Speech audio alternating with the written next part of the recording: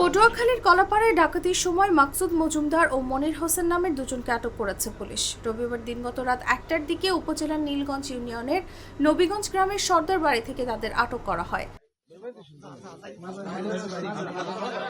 আটক মনিরের বাড়ি সুলতানগঞ্জ ও মাকসুদের বাড়ি নীলগঞ্জ গ্রামে। পুলিশ ও স্থানীয় সূত্রে জানা যায়, রাত 1টার দিকে দেশীয় অস্ত্র নিয়ে 10 থেকে 12 জনের একটি ডাকাত দল সর্দার বাড়িতে প্রবেশ করে।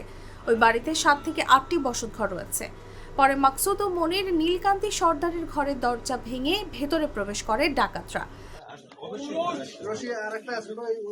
এ সময় পার্শ্ববর্তী ঘরের লোকজন বিষয়টি টের পেয়ে 999-এ ফোন দেন। পরে স্থানীয়দের সহযোগিতায় পুলিশ গিয়ে ওই ঘর থেকে দুজনকে আটক করে।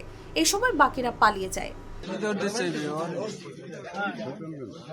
কলাপাড়া থানার ভারপ্রাপ্ত কর্মকর্তা জুয়েল ইসলাম বলেন, মাকসুদ মজুমদার নীলগঞ্জ ইউনিয়নের বিভিন্ন চুরি ডাকাতির ঘটনায় আগে থেকেই পুলিশের সন্দেহের তালিকায় ছিল।